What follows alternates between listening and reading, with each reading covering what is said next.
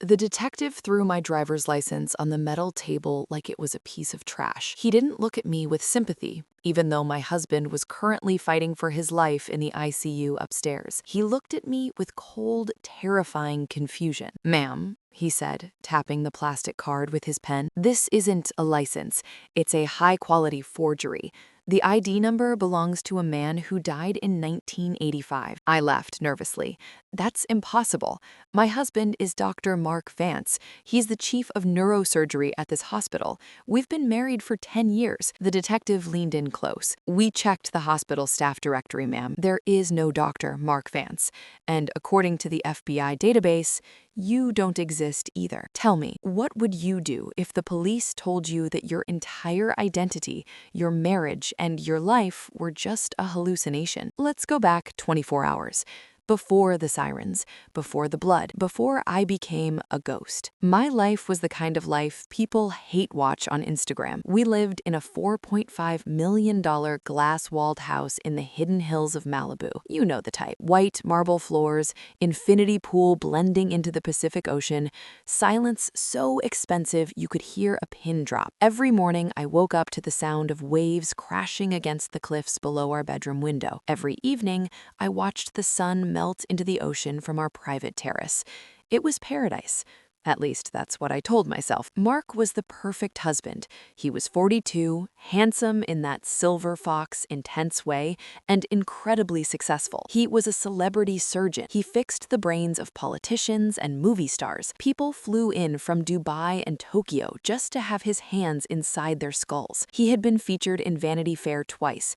He had a TED Talk with 4 million views. He was the kind of man other women looked at with envy when we walked into restaurants. And he chose me. I was Alina, 30 years old, beautiful, pampered, and completely useless. That's not me being self-deprecating. That was the dynamic. Mark loved to say, "Elena, you are the art. I am the frame." I used to think that was romantic. I used to smile when he said it. Now those words make me want to vomit. Mark found me when I was 19, starving, broke, waiting tables at a greasy diner in the middle of Nevada. I was living in a motel room that cost $40 a night and smelled like cigarettes and despair. I hadn't eaten a real meal in 3 days. My shoes had holes in them. I was nobody, going nowhere. Then he walked in, ordered black coffee, sat at the counter, and watched me work for 2 hours without saying a word. When I finally asked if he needed anything else, he said yes. He said he needed me. I thought it was a fairy tale, the billionaire and the waitress, pretty woman without the uncomfortable parts. He paid off my debts, he bought me clothes, he took me to doctors and dentists who fixed years of neglect.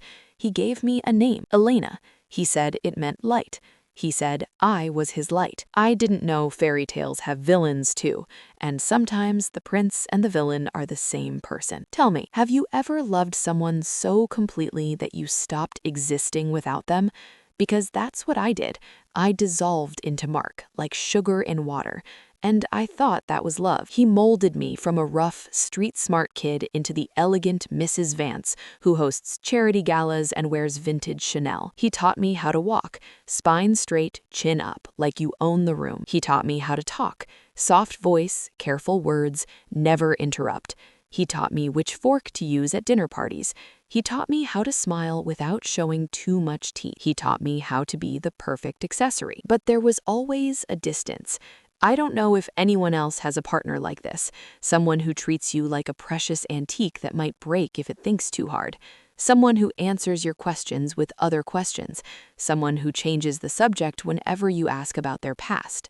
Mark handled everything. I mean, literally everything. I didn't have a bank account. I had a limitless black Amex linked to his account. I didn't have a passport. He kept it in his wall safe. Because you lose things, Elle. I didn't even pay the phone bill. He had a secure family plan. I didn't have my own email. He said we didn't need secrets from each other, so we shared one. I didn't have friends who weren't his colleagues' wives.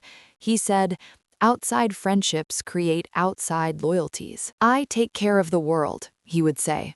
kissing my forehead. You just live in it. At the time, I thought it was romantic. I thought it was love. I thought I was lucky. Now, looking back, I realize it wasn't protection. It was ownership. I wasn't his wife. I was his pet, his project, his possession. Sometimes I found things in the house that didn't belong to me. A hairbrush with red hair in the guest bathroom. I'm blonde. I've always been blonde. When I asked Mark about it, he said the cleaning lady must have left it. But our cleaning lady was bald. A prescription bottle in the medicine cabinet with a name scratched off. The medication was something I couldn't pronounce. When I asked Mark what it was for, he said it was an old prescription from a patient who had left it behind. But why would a patient leave medication at our house? A Polaroid tucked behind a frame in his office. A woman who looked almost like me, but not quite. Same hair color, same build, different nose, different chin. When I asked who she was, he said it was a before and after photo of a patient. Rhinoplasty, very successful case. I believed him. I always believed him. Because believing him was easier than asking questions, because questions led to conversations, and conversations led to that look in his eyes, that cold, disappointed look that made me feel like I had failed a test I didn't know I was taking. Tell me, would you be suspicious if your husband kept secrets, or would you just enjoy the diamonds and look the other way? Because I looked away for 10 years, and that might have been the biggest mistake of my life. The day of the accident started like any other Tuesday. Mark left for the hospital at 6 a.m. in his matte black Mercedes G-Wagon. He kissed me on the forehead, always the forehead, never the lips, not anymore, and told me he would be home late. Complex surgery. Don't wait up. I did yoga in our home studio. The instructor came 3 times a week, a private session that cost more than my monthly salary at the diner used to be. I drank my $12 green juice. I read a book that Mark had recommended, something about mindfulness and being present. I waited for the housekeeper to arrive so I wouldn't be alone in the big empty house. But that morning, something weird happened. The doorbell rang at 10:25 a.m. I opened it. It was a courier, young guy, bored expression. He had a certified letter. Delivery for Elena Vance, he said. I reached out to sign, but he pulled the clipboard back. I need ID, ma'am. I froze. My ID was in my purse. But my purse was... Where was my purse? I realized I hadn't seen my wallet in 3 days. Mark had taken it to update my insurance card and hadn't given it back. I can't find it right now, I stammered. The courier looked annoyed. Sorry, strict policy. No ID, no letter. What's it about? Can you at least tell me who sent it? He glanced at the envelope. Some law firm in Nevada. Henderson and Associates. He shrugged. Probably junk mail anyway. He turned and walked away. I stood in the doorway for a long time after he left. A law firm in Nevada? I hadn't been to Nevada in 10 years, not since Mark found me. Why would a law firm be sending me certified mail? I felt a flash of irritation, not at the courier, but at Mark. Why did he always have to hold on to my things? Why couldn't I have my own wallet, my own ID, my own independence? I went to his home office. The door was locked. It was always locked. Privacy for patient confidentiality, he always said. I jiggled the handle, locked tight. For the first time in 10 years, I considered breaking down that door. For the first time in 10 years, I wondered what he was hiding. But then the housekeeper arrived and the moment passed, and I went back to being Elena. Perfect, obedient, incurious Elena. I should have broken down that door. I should have demanded answers. I should have called that law firm and asked what the hell they wanted. But I didn't, because I was trained not to ask questions, because I was trained to trust Mark, because I was trained to be a good girl. Tell me, how many red flags can you ignore before you realize you're not in a relationship, you're in a cage? Mark came home early that night. That should have been my first warning. He never came home early. Surgery was his religion, and the operating room was his church. He walked through the door at 7 p.m. His face was pale. His hands were shaking. He went straight to the bar cart and poured himself a scotch. 3 fingers, no ice. He drank it in one swallow and poured another. Mark? I asked, setting down my book. What's wrong? He didn't answer. He just stood there, staring out the window at the ocean, gripping his glass so hard I thought it might shatter. Did something happen at the hospital? Did you lose a patient? He laughed, but it wasn't his real laugh. It was a hollow, broken sound. A patient. Yes. Something like that. I walked over to him. I put my hand on his arm. He flinched. He actually flinched at my touch. That had never happened before. "We're going out," he said abruptly. "Pack a bag. Enough for a few days." "What? Where?" "It's raining." I looked outside. The storm had rolled in from the Pacific, turning the sky black. Thunder rumbled in the distance. "Just do it, Elena," he snapped. I stepped back. It was the first time he had ever raised his voice at me in 10 years. I felt like I'd been slapped. Mark's face softened. He reached out and touched my cheek. "I'm sorry, sweetheart. I didn't mean to yell. It's just, there's been a situation. I need to get us somewhere safe." "Safe from what?" He didn't answer. He just handed me my overnight bag and started walking toward the garage. I packed quickly. Clothes, toiletries, my phone charger. I didn't know what I was packing for. I didn't know where we were going, but I had learned a long time ago not to question Mark when he used that tone. In the garage, he was already in the G-Wagon, engine running. I climbed into the passenger seat. He peeled out before I could even close my door. He drove fast, too fast for the winding canyon roads, especially in the rain. He was checking the rearview mirror constantly. His knuckles were white on the steering wheel. "Mark, what is going on?" I asked, gripping the leather handle. "Is this about a patient? Are you in some kind of trouble?" "Something like that," he muttered. "I need to fix a mistake." "What mistake?" He didn't answer. We were winding down Topanga Canyon. The rain was blinding. The windshield wipers were working overtime, but visibility was almost zero. I could barely see the road ahead. At 9:43 p.m., Mark's phone buzzed. He glanced at the screen. A text message lit up his face in the darkness. I saw 3 words before he snatched the phone away. "They found her." "Who?" I asked. "Who did they find?" Mark looked at me. His eyes were wide, filled with a panic I had never seen before. Not in 10 years of marriage. Not once. He looked like a man who had seen a ghost. Or worse, like a man who had become one. "I'm so sorry, Elle," he whispered. "I thought I had more time. I thought I could protect you from this." "Protect me from what?" "Mark, you're scaring me." He opened his mouth to answer, but he never got the chance. Headlights appeared out of nowhere. A truck, massive, 18 wheels, crossed the center line. It was heading straight for us. Mark swerved. The tires screamed against the wet asphalt. The heavy SUV hit the guardrail. The sound of metal screaming against metal was deafening. The world spun once, twice, 3 times. Glass shattered. The airbag punched me in the face, and I tasted blood. The last thing I saw was Mark's body jerking against his seatbelt, his head snapping forward, his eyes rolling back. Then everything went black. Tell me, have you ever had a moment where your entire life split in 2, before and after? The person you were and the person you're about to become. That crash was my moment. Everything I knew died on that road, and someone else woke up in that hospital bed. I woke up to the smell of antiseptic and the beep of machines. My head was throbbing. There was a bandage on my forehead and an IV in my arm. Every part of my body ached. A nurse was adjusting my monitors. She had kind eyes and a gentle voice. "Mark," I croaked. My throat was raw. "Where is my husband?" The nurse's face flickered, a micro-expression of discomfort that she quickly hid. "He's in surgery. Trauma unit. He took the brunt of the impact. The doctors are doing everything they can." I tried to sit up. "I need to see him." "You need to rest," she said firmly. "And the police are waiting outside. They need to speak with you." "The police? Why?" She hesitated. "Something about the accident, and they need to identify you for the insurance paperwork. There was some confusion with your records." "Confusion?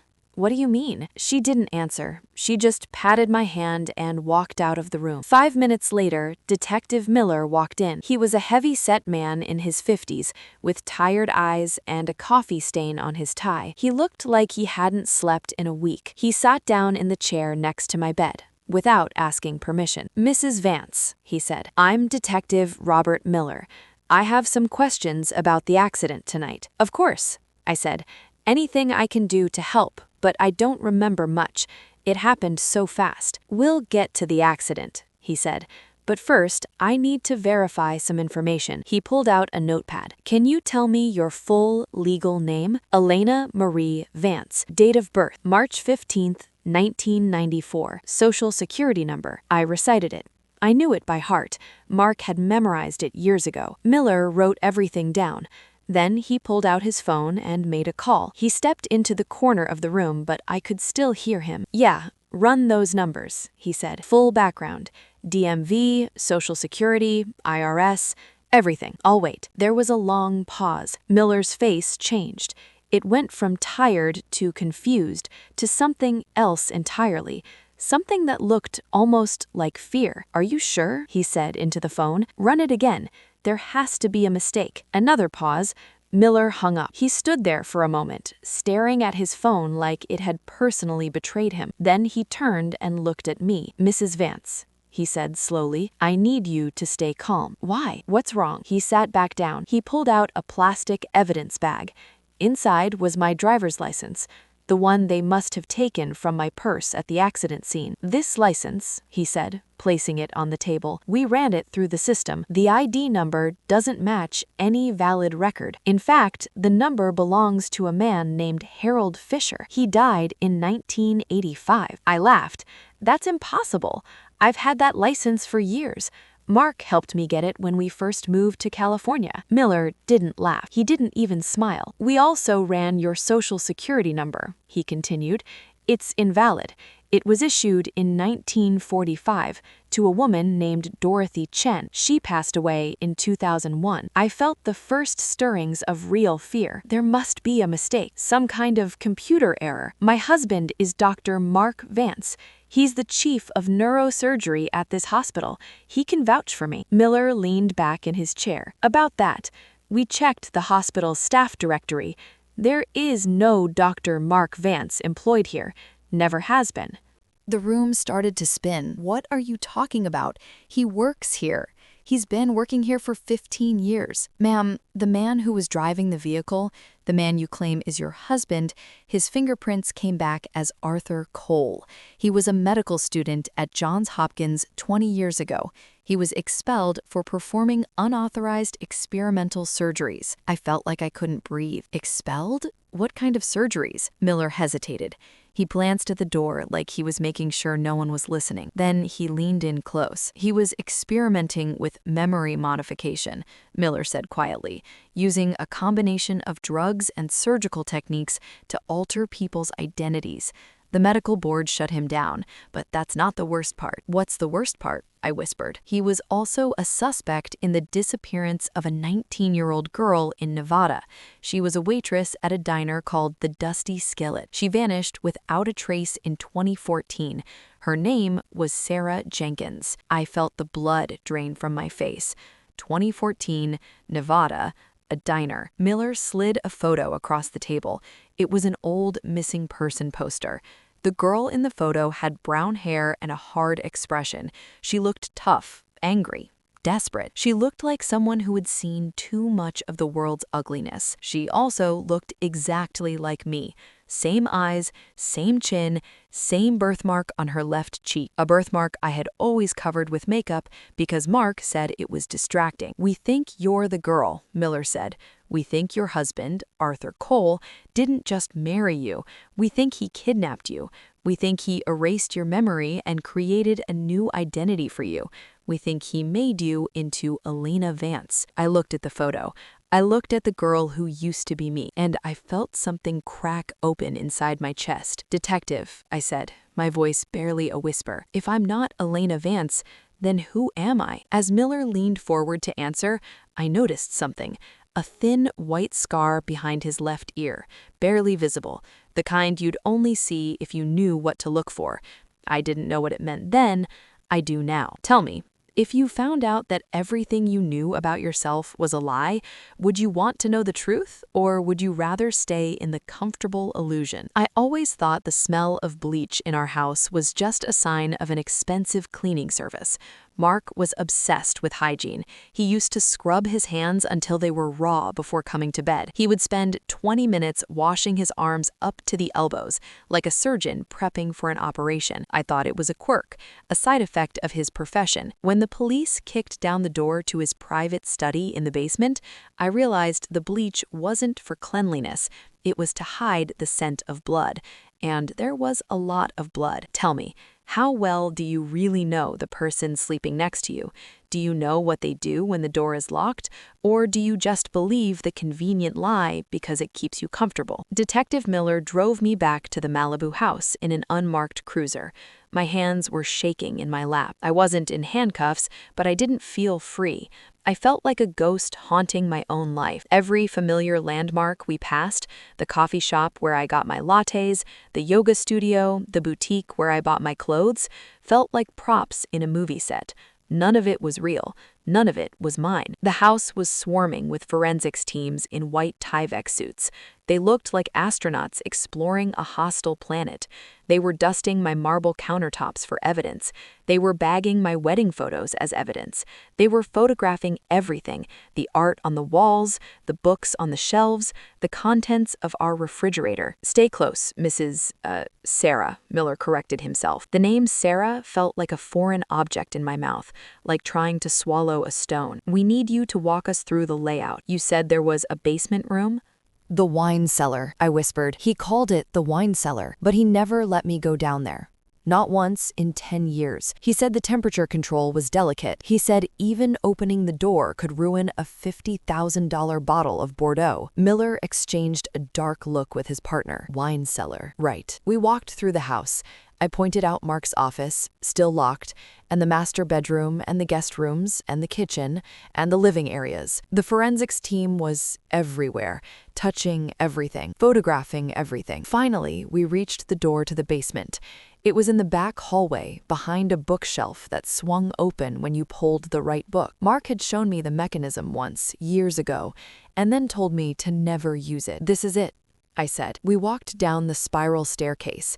The air got colder with every step. The walls changed from painted drywall to bare concrete.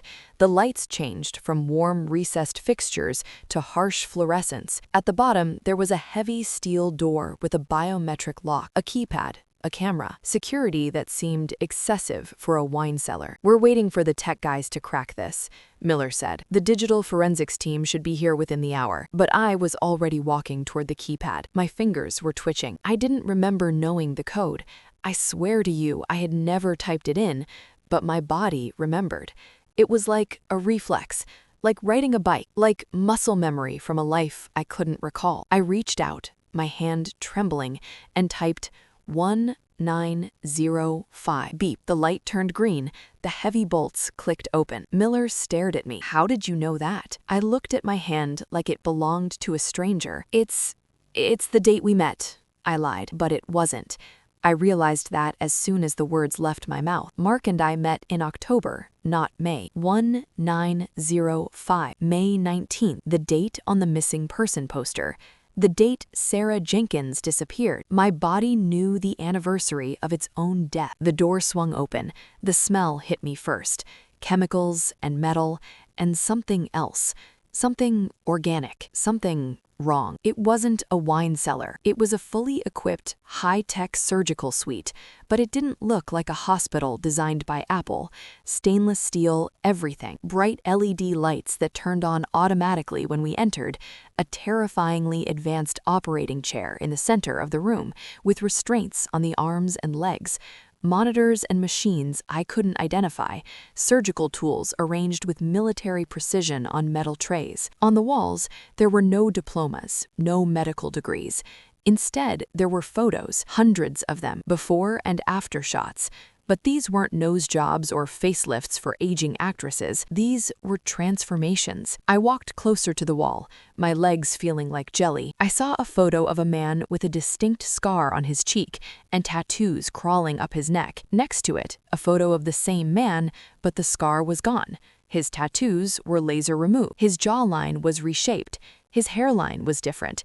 He looked like a totally different person, a boring, safe suburban person. My God. Miller whispered, shining his flashlight on the wall. "That's Eddie the Razor Moreno, cartel hitman, killed at least 15 people. He vanished 3 years ago. The FBI thought he was dead." He moved the light to the next photo. "And that's Julian Vane, wanted for arson in Chicago, burned down 3 apartment buildings. 11 people died." The next photo, Miranda Chen, ran a human trafficking ring in San Francisco. The next, Roberto Silva, money launderer for a Colombian drug cartel. Photo after photo, before and after, monster after monster, killers and traffickers and criminals, all of them transformed into ordinary-looking people, soccer dads, accountants, nurses, teachers. The realization hit me so hard, I had to grab the edge of a surgical tray to stay standing. Mark wasn't a neurosurgeon. He was a biological architect for the underworld. He took monsters who were wanted by the FBI, erased their faces, gave them new identities, and released them back into the world to live next door to people like you and me. But then I saw something else. A section of the wall labeled Associates. 12 photos. 12 men in surgical masks. Under each photo was a city name: Chicago, Miami, Seattle, London, Tokyo, Dubai, Sao Paulo, Moscow, Berlin, Sydney, Toronto, Paris. Arthur wasn't alone. He was a franchise. There were 12 other surgeons doing the same thing in 12 other cities, building monsters, erasing faces, creating sleepers. I took a photo with my phone, evidence, but also a shopping list, because somewhere in the back of my mind, a voice was already whispering about what I would do if I survived this night. "He made them disappear," I whispered. "Just like he made me disappear." I turned away from the wall of criminals and saw a filing cabinet in the corner. Metal. Industrial. It was labeled in neat, precise handwriting, prototypes. My hand was shaking as I opened the top drawer. There was only one folder inside. It was labeled Subject 0, but the drawer wasn't empty. At the bottom, I saw scratches, fingernail marks in the metal. Someone had tried to claw their way out of this drawer. Someone who'd been filed away and forgotten. I thought about the red hairbrush, the Polaroid, the other women who looked almost like me. How many Elenas were there before me, and where are they now? I opened the folder. There were photos of me at 19, bruised, scared. My hair was brown, not blonde. My nose was wider, more crooked. My teeth were yellow and uneven. I looked like a completely different person. Then, photos of the process. Mark fixing my teeth. Mark reshaping my nose. Mark bleaching my hair. Mark teaching me how to walk. Mark teaching me how to talk. Mark teaching me to sip wine. And then, the notes. Day 1, subject acquired, healthy female, 19, no family connections, ideal candidate, beginning detox protocol. Day 14, subject resistant, attempting escape, increased security, beginning chemical conditioning. Day 45, subject is resistant to the narrative, increased dosage of scopolamine required, memory fragmentation proceeding slower than expected. Day 90, subject experiencing identity confusion. Good. Introduced Elena persona. Subject responding positively. Day 120, memory wipe successful. Subject responds to the name Elena. No longer references previous identity or location. Transformation proceeding on schedule. Day 365, transformation complete. Subject 0 is now Elena Vance. She is perfect. She is safe. She is mine. He didn't marry me. He built me. I was his resume. I was walking proof that he could take a nobody, a rough, broken girl from a Nevada diner, and turn her into a Malibu socialite. I wasn't his wife. I was his masterpiece. Tell me, if you discovered that someone had literally rewritten your brain, would you want to be the person they created or the person you used to be? "Detective," a voice shouted from the back of the room. An officer was standing by a massive shredder. "You need to see this." He tried to destroy it before he ran, but the machine jammed. Miller and I rushed over. The officer pulled out a half-shredded document. It was a list, a client list, names, dates, and locations. "Look at the dates," Miller said, his face pale. "He has a surgery scheduled for tonight." "Tonight?" I asked. "But he's in a coma." "The client doesn't know that," Miller said. Suddenly, a sound cut through the silence of the basement. Ring, ring. It wasn't a cell phone. It was an old-fashioned landline mounted on the wall next to the surgical tools, a red phone, the kind you see in war movies, connected directly to the president. Miller held up a hand. "Don't touch it." But I was closer, and I was angry. I wanted to know who was on the other end. I wanted to know who else was part of this sick game. I picked up the receiver. "Hello?" There was a pause, heavy breathing. Then a voice. A woman's voice, desperate, terrified. "Doctor, is that you? Please, you have to help me. The stitches are tearing. I'm bleeding through the bandages. You said the new face would hold, but it's falling apart. My husband is starting to ask questions. Please, Arthur, please." "Who is this?" I asked. "It's me," the woman sobbed. "It's Brenda, from the neighborhood. Please, Arthur, if my husband finds out who I really am, he'll kill me, or worse, he'll call the police, and then they'll find out what I did." Brenda. I knew a Brenda. She was my neighbor, 2 houses down. Sweet woman, always smiling. She ran the PTA at the local elementary school. She organized the neighborhood watch. She baked cookies for every charity drive. She had 2 little girls, Emma and Sophie, 6 and 8. They used to play in our yard. "Brenda," I whispered into the phone. "This is Alina. Mark had an accident." Silence on the other end. Complete, dead silence. The desperate sobbing stopped immediately, like a switch had been flipped. Then the voice changed. The fear vanished. It became cold, flat, almost mechanical. "Elena, you shouldn't be answering this phone, honey. You're just a prototype. You're not cleared for operations. Put the phone down and go back to your room." Before the line deadened, I heard something in the background, a child's voice, sleepy, confused. "Mommy? Who are you talking to?" "No one, sweetheart. Go back to bed." The line deadened. I stared at the phone. My nice suburban neighbor, the soccer mom who borrows sugar and hosts book clubs, isn't just a client. She's an operative, and she knows what I am. More importantly, she's not those girls' real mother. She's wearing their mother's skin. Tell me, when those girls grow up, will they remember that their real mother used to sing them lullabies? Or will they only remember the monster who wore her skin? I looked at Detective Miller. "We need to go to house number 42, now." But Miller wasn't looking at me. He was looking at his phone. His face had gone white. "We can't go to house 42, Sarah." "Why not?" "Because the hospital just called. Your husband, the man we identified as Arthur Cole, he's gone." "Gone? You mean he died?" Miller shook his head slowly. "No, I mean his bed is empty. He woke up from the coma, and he killed the security guard on his floor." Tell me, what's scarier?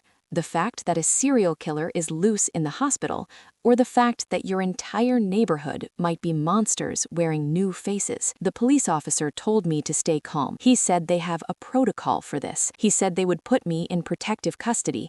He said there was nothing to worry about. But 5 seconds later, a bullet shattered the windshield of his unmarked cruiser, spraying glass into his lap. He slumped forward, dead before he could finish his reassuring speech. That's when I realized Mark didn't just escape the hospital, he activated the cleanup crew. And looking at the tactical precision of the shooter, the angle, the timing, the single shot through the glass, I realized something even more terrifying. I knew exactly where the next shot was coming from.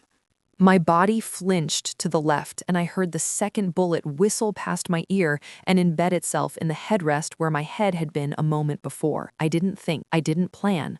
I just knew. I dove out of the car, rolled behind the wheel well, and started running. Tell me, if you suddenly realized you knew how to dodge a sniper bullet, would you feel relieved or would you be terrified of who taught you that? Let's rewind a few hours to the basement. Miller got the text. Suspect escaped. Guard KIA. "We have to go," Miller shouted, grabbing my arm. "If he's out, he's coming here first. He's going to want to destroy the evidence." We ran for the stairs, but before we reached the first step, a mechanical clunk echoed through the house. Heavy steel shutters slammed down over the basement windows. The electronic lock on the door beeped red. "System override," a computerized voice announced. Lockdown initiated. He's remote accessing the house, I whispered. He's locking us in. A voice crackled over the intercom. It wasn't the scary, distorted voice of a villain in a movie.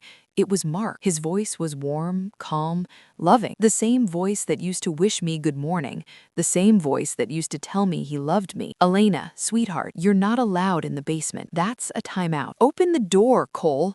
Miller yelled at the speaker, drawing his weapon and pointing it uselessly at the ceiling. Detective Miller, Mark sighed through the speaker, you're trespassing on private property. You've contaminated my sterile environment. I'm afraid I have to initiate the sterilization protocol. Sterilization? Miller looked at me. What does he mean, sterilization? Before I could answer, I heard it. A hiss. Soft at first, then growing louder. From the vents in the ceiling, a pale yellow gas began to seep into the room. Chlorine gas, I said instantly. He mixes it with the ventilation cleaning system. I know because I watched him test it once. On a dog. The dog screamed for 30 seconds before it stopped moving. I didn't remember that until just now. The memory came back like a slap. How many other memories are buried in my head, waiting to surface? How many horrors did Elena witness and forget? How do you know that? Miller asked. I don't know, I stammered. I just know. The gas was descending fast, heavier than air. It pooled on the floor first, then began to rise. We had maybe 2 minutes before our lungs melted, maybe less. Miller was panicking. He was shooting at the keypad, at the door hinges, at anything that looked like a weak point. But the bullets just ricocheted off the reinforced steel. This room was designed to contain and to kill. I looked at the surgical tray. My mind was racing. Scalpels, bone saws, surgical lasers, and there, a bottle of liquid nitrogen used for cryogenic procedures. My brain didn't think, it just acted. Move. I shoved Miller aside. I grabbed the bottle of liquid nitrogen and poured it directly onto the steel hinges of the door. The metal groaned and cracked, freezing instantly. Frost spread across the surface like crystal spiderwebs. Then I grabbed the heavy oxygen tank from the anesthesia machine. It must have weighed 50 pounds. I swung it like a battering ram. Crack. The frozen hinges shattered like glass. The door fell forward with a deafening crash. Miller stared at, his eyes watering from the gas. Where the hell did you learn that? I didn't learn it in high school, I panted, my throat already burning from the chlorine. I think I learned it watching him. We scrambled out of the basement, up the stairs, and out the front door. Just as the basement filled with yellow fog, I collapsed on the lawn, coughing, gasping for fresh air. My lungs were on fire. My eyes were streaming tears. But we were alive. Miller was calling for backup on his radio. I'm calling SWAT. We need a full tactical team. Don't, I said, grabbing his wrist. Not yet. Look, I pointed down the street. House number 42, Brenda's house. The sweet cottage with the rose garden and the white picket fence. The front door was open. Brenda was standing on her lawn, but she wasn't alone. 2 other neighbors were with her.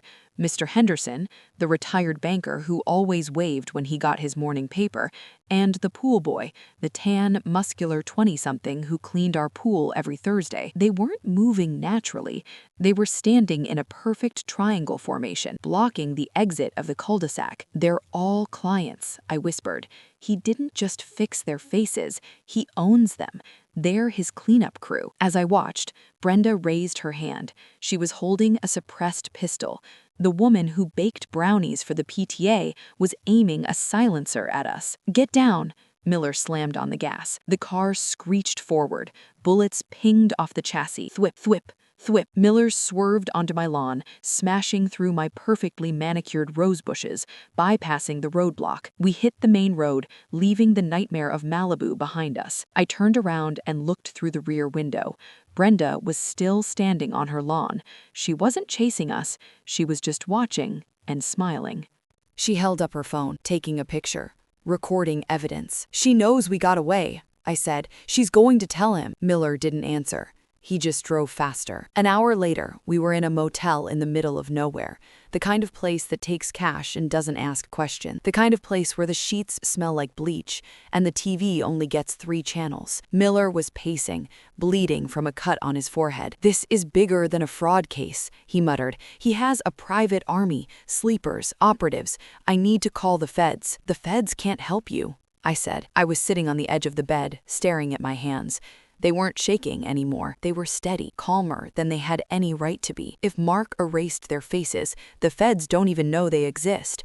They could be anyone. Your partner, your neighbor, your boss. I opened the folder I had stolen from the basement, the Subject 0 file. I needed to know who I was before the kidnapping. I turned the page to the pre-op assessment. There was a mugshot. It was me at 19, but I wasn't wearing a waitress uniform. I wasn't holding a coffee pot. The placard around my neck said Nevada Department of Corrections, and underneath, in cold bureaucratic font, my crimes. Name, Sarah Jenkins. Charges, aggravated assault, arson, attempted murder. Notes, subject displays high intelligence, low empathy, and extreme volatility. Sociopathic tendencies observed. Recommend maximum security placement. My blood ran cold. Mark hadn't kidnapped a helpless, innocent girl. He had recruited a monster. Tell me, if you discovered that the real you was a violent criminal, would you try to stay the better version someone else created? Or would you accept that maybe the monster was the real you all along? My phone buzzed. The burner phone Miller gave me. Unknown number. I answered. You saw the file, didn't you? Mark's voice was soft. He wasn't taunting me anymore. He sounded almost sad. You made me a criminal. I spat. No, Elena. I found a criminal. A dangerous, volatile, broken girl who was going to spend the rest of her life in prison. And I turned you into a lady. I erased Sarah Jenkins because she was dangerous. I gave you a beautiful life. I gave you Chanel bags and charity galas and a husband who adored you. I fixed you. You brainwashed me. I cured you, he shouted, his composure finally cracking. And now you've broken the seal. Sarah is coming back. I can hear it in your voice. The way you escaped that basement. The way you knew about the gas. That wasn't Elena. Elena doesn't know how to survive. Sarah does. And believe me, darling, you should be more afraid of her than you are of me. Where are you? I demanded. I'm going to the place where it started, the burned-down diner in Nevada. If you want answers, real answers, come find me. But bring a body bag, because only one of us is walking away from this. Click. I looked in the motel mirror. For a second, just a second, I didn't see Elena, the scared trophy wife. I saw Sarah, and Sarah was smiling. A cold, cruel smile that I didn't authorize. A smile that felt foreign on my face. And also familiar. I turned to Detective Miller. He was on the phone with his captain, asking for backup, requesting authorization for a multi-state pursuit. I watched him talk. I saw his gun holstered on his hip. My hand twitched, not out of fear, but out of opportunity. If Mark is telling the truth, then I wasn't his victim. I was his apprentice. I was his first success, his proof of concept. And now that the Elena programming is breaking down, I'm starting to remember what I did to those people in Nevada 10 years ago. Tell me honestly, if you found out you used to be a violent criminal, would you try to suppress it and stay a good person? Or would you unleash the monster to save your life? Most people are afraid of the dark because they don't know what's in it. I was afraid of the dark because I knew exactly what was in it. Me. As we drove into the Nevada desert, watching the city lights fade into blackness, I felt the Elena programming peeling away like dead skin. My hands stopped shaking. My heartbeat slowed down. I checked the magazine of Detective Miller's spare Glock 19, 15 rounds. Safety off. You know how to use that? Miller asked, looking at me nervously in the rearview mirror. Elena doesn't, I said, sliding the clip back in with a sharp click. Sarah does. Tell me, if you had to kill the person who created you, would it feel like murder or would it feel like suicide? The diner was a skeleton, just charred beams and a crumbling foundation sitting in the middle of the sand. This was the old dusty skillet, the place where I used to work, the place where Mark found me. 10 years ago, I burned it to the ground. That was the real memory Arthur had suppressed, the real memory, not the romantic story of a billionaire falling for a waitress. The truth was darker.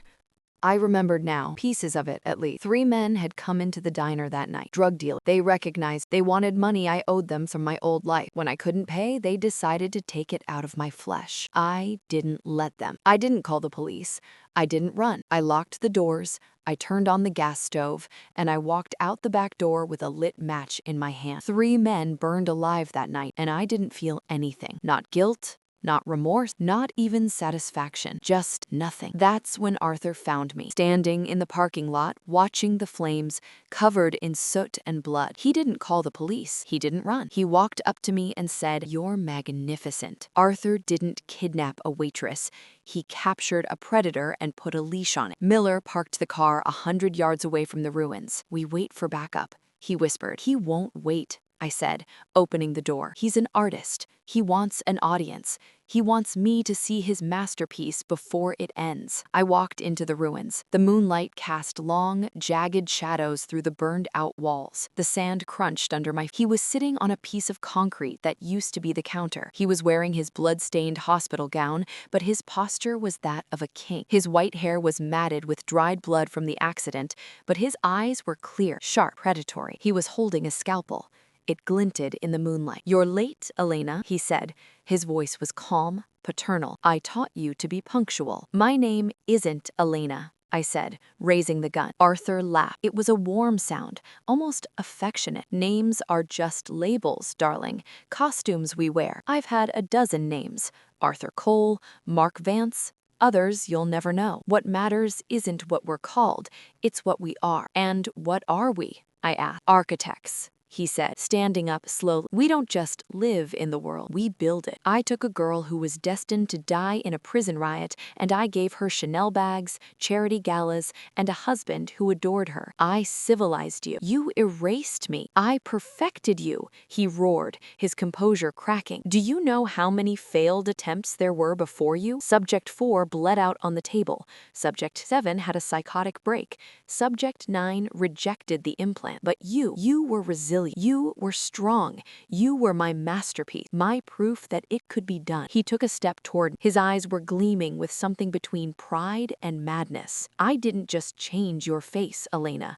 I rewired your brain. I took your worst impulses, the violence, the rage, the emptiness, and I redirected them. I gave you something to live for, someone to love. I gave you meaning. You made me a puppet. I made you human." His voice echoed off the burned walls. "Sarah Jenkins was a monster, a rabid dog that needed to be put down. I saved her. I saved you. And this is the thanks I get?" "Drop the gun, Sarah," Miller yelled, rushing in from the shadows, his own weapon drawn. Arthur didn't flinch.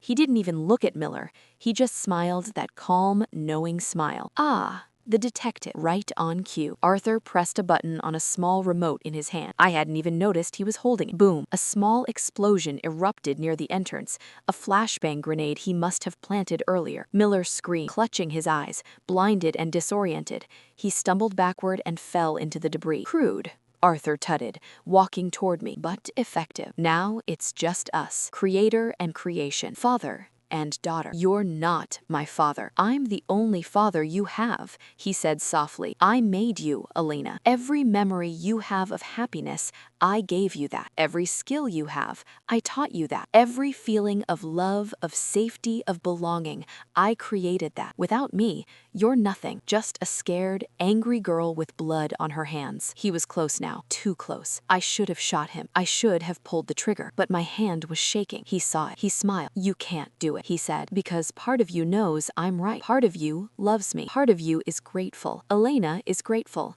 And Elena is still in there. She's screaming at you right now, begging you not to hurt me." He was right. There was a voice in my head, a soft, frightened voice, Elena's voice. "Mark, please, don't make me do this. I love you. I know you're in there somewhere. The man who taught me to dance, the man who held me when I cried. Please, please come back." But there was another voice too, older, angrier, colder, a voice that had been buried for 10 years and was finally clawing its way out. "He never loved you. He loved what he made. You were never a wife. You were a science project. Kill him and take your life back." Two women, one body, fighting for control, and only one of them knew how to survive. Arthur reached out and gently pushed the barrel of my gun aside. His hand was warm, familiar. "Come home, Elena," he whispered. "We'll start over. A new city, new identities. I'll fix the damage. I'll make you forget again. You can be happy. You can be safe. You can be mine." I looked into his eyes. The eyes of the man who had slept next to me for 10 years. The eyes of the man who had told me he loved me every single day. The eyes of the man who had built me from scratch. And I saw it. The truth. He wasn't offering me freedom. He was offering me a nicer cage. No, I said. I pulled the trigger. Click. Empty. The gun was empty. Arthur's smile widened. Did you really think I wouldn't prepare for this? He lunged. For a 50-year-old surgeon, he was fast. Faster than he should have been. He slashed the scalpel across my arm. I hissed in pain and dropped the useless gun. He tackled me into the ash and dirt. His hands, those expensive, insured surgeon's hands, wrapped around my throat, squeezed. I made you, he whispered, his face inches from mine. I can unmake you. I couldn't breathe. Black spots danced in my vision. I thrashed, clawed at his arms, tried to push him off, but he was stronger than he looked, stronger than he had any right to be. My hand scrambled in the dirt, searching for something. Anything. My fingers closed around something hard, sharp, a shard of glass, maybe from an old window. Maybe from a bottle I broke 10 years ago. The glass went in smooth, like it belonged there, like my hand knew exactly the angle, the depth, the artery. And in that moment, I remembered. I remembered cutting someone before, in that same diner, 10 years ago. A man who tried to rob me. A man with a knife and a mean look and bad intentions. I didn't call the police. I didn't run. I didn't scream for help. I cut his throat with a broken bottle and stepped over his body to finish my shift. Sarah was always a killer. Arthur just gave her better clothes. Arthur gasped. His grip loosened. Blood, dark and real, spurted over his hospital gown. He fell back, clutching his neck. He looked at me with wide, shocked eyes, not because he was dying, but because I fought back dirty, because I used his own training against him. He tried to speak. Blood bubbled from his lips. "Elena, please." I stood up, coughing, gasping for air. I picked up a rock from the debris, heavy, sharp-edged. Arthur was lying in the dirt, clutching his neck, trying to stop the bleeding. He looked smaller now, older, just a wounded animal waiting for the killing blow. I looked down at him, the man who stole 10 years, the man who turned criminals into neighbors, the man who built me from spare parts and broken memories. "Elena would call an ambulance," I said softly. I raised the rock, but Sarah doesn't make phone calls. Crack! The sound echoed across the desert. Then silence. The kind of silence that swallows everything. I stood there for a long time, looking at his body, at the blood pooling in the sand, at the scalpel still clutched in his hand. Part of me expected to feel relief or triumph, or at least satisfaction. Instead, I felt nothing, just empty. Like he took something with him when he died. Maybe the last piece of Elena, maybe the part of me that still believed I was innocent. I sat down in the dirt next to his body. I didn't cry. Sarah doesn't cry, but I held his hand. I don't know why. Maybe Elena made me do it. His fingers were still warm. These were the hands that had rebuilt my face. These were the hands that had stroked my hair when I had nightmares. These were the hands that had killed God knows how many people. And now they were just meat, cooling in the desert air. I let go. I wiped my palm on my jeans like I could wipe away 10 years of touch. I couldn't. When Miller finally stumbled over, his vision clearing, his ears still ringing, he found me talking to the corpse. "You should have let me stay asleep," I was saying. Being Elena was easier. Elena didn't have blood on her hands. Elena didn't remember the men she killed. Elena didn't have to look in the mirror and wonder which version was real. I looked up at Miller, except she did. She just didn't remember it. When the state police finally arrived, they found Detective Miller sitting against a burned-out wall, still trying to clear his vision. They found the body of Arthur Cole, the architect, the surgeon of the underworld, lying in a pool of his own blood. And they found me, sitting on the hood of Miller's car, smoking a cigarette I found in the glove box. I had never smoked. Elena hated cigarettes, but Sarah used to smoke a pack a day. It tasted like memory. The FBI took over the case within hours. They brought in specialists, psychologists, forensic accountants, a whole team dedicated to unraveling the network Arthur had built. They raided the Malibu house again. They found the full client list, not just the shredded fragments, but the backup drive hidden in the wine cellar. They found records going back 20 years, hundreds of faces, hundreds of transformations. Brenda was arrested in her pajamas, still wearing her perfect soccer mom face. She didn't resist. She just asked if someone could make sure her daughters got to school on time. They weren't her daughters. They were the daughters of the real Brenda Chen, who had been killed and replaced 3 years ago. The pool boy was a former hitman from Brazil. The retired banker had embezzled $40 million from a pension fund. The yoga instructor had killed her husband and his mistress and gotten away with it. Across the country, 52 sleepers were rounded up, people who had been living normal lives in normal neighborhoods with normal jobs and normal families, all of them wearing faces that didn't belong to them, all of them monsters. The news coverage was relentless. The surgeon of the underworld, the face factory, the housewife who wasn't. Every day brought new revelations, new faces, new horrors. I didn't go to jail. The FBI classified me as an extreme psychological torture victim. They wiped my juvenile record, the real one, in exchange for my testimony. They offered me witness protection, a new name, a new city, a new life. I declined. I've had enough of new names. I sold the Malibu house. I donated the money to a fund for missing children and victims of trafficking. I didn't want anything that Arthur had touched. I kept one thing, Arthur's journal, the Subject 0 file. Not because I miss him, but because it has a list of names that the FBI didn't find. The 12 associates, the franchise, the surgeons in Chicago and Miami and London and Tokyo. They're still out there, still practicing, still building monsters and setting them loose in the world. The FBI says they're working on it. They say international cases take time. They say I should focus on healing. But I'm not interested in healing. I'm interested in hunting. I live in a small apartment now, different city every few months. I work nights, bars mostly, cash only, no ID, no trail. I don't sleep much. When I do, I dream about the diner, about the smell of burning flesh, about Arthur's face when he realized I was going to kill him. Sometimes in the dreams I'm Elena, and I'm screaming for help. Sometimes I'm Sarah, and I'm laughing. I can't always tell which one I'm supposed to be when I wake up. Last week, I got a package. No return address. Inside was a single photograph of me, taken from across the street. I was buying coffee at a street cart. I didn't see anyone watching. On the back of the photo, someone had written in neat, precise handwriting, Subject 0, still operational, retrieval authorized, Chicago. But that wasn't the worst part. The worst part was the second photo underneath, a photo of Detective Miller sitting at his desk at the precinct. The angle was from inside the building. Someone on the inside had taken it. On the back, Asset Miller, compromised. Schedule extraction. Miller, the man who saved my life, the man who helped me escape, the man I trusted. Was he one of them? Had he always been one of them? Or had they gotten to him after? I don't know anymore. I don't know who to trust. I don't know if anyone is real. Maybe that's the point. Maybe that's Arthur's final gift, paranoia forever. I burned both photos. I packed a bag. I moved that night. But here's the thing. I'm not running. I'm hunting. Arthur's journal has addresses, names, surgical schedules, 12 men who think they're untouchable.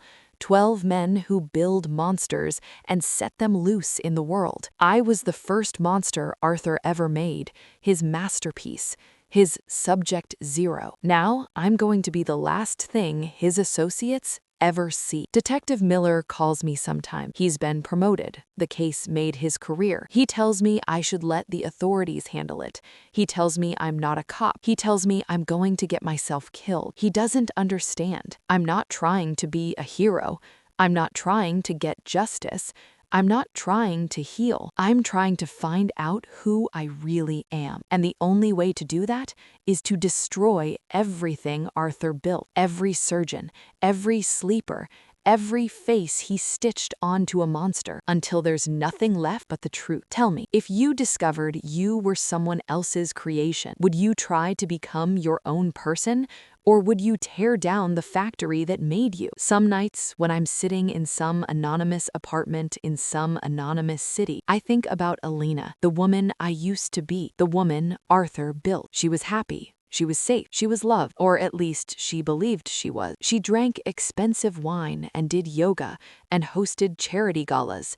She wore beautiful clothes and lived in a beautiful house and never had to worry about money or violence or the darkness inside her own head. She was a lie, but she was a comfortable lie. And sometimes, in my darkest moments, I miss her. I miss not knowing. I miss the simplicity. I miss being able to look in the mirror and see someone who made sense. Now, when I look in the mirror, I see fragments.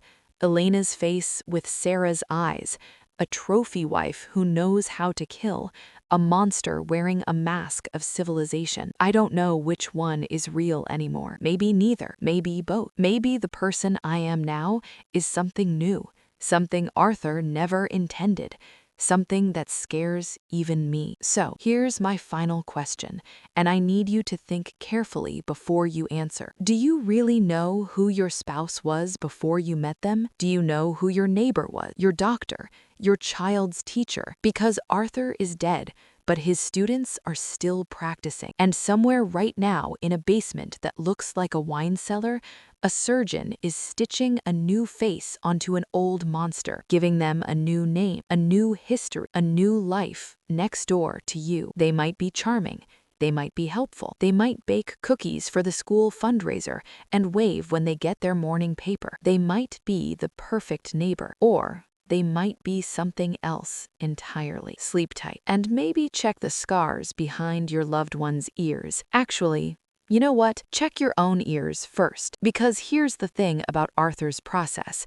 The memory wipe is so complete that the subjects don't remember being transformed. They wake up believing they've always been who they are now. So let me ask you one last question. How do you know you're not one of us? How do you know you've always been you? Check the mirror, run your fingers behind your ears, feel for the scar, and if you find one, well, welcome to the family.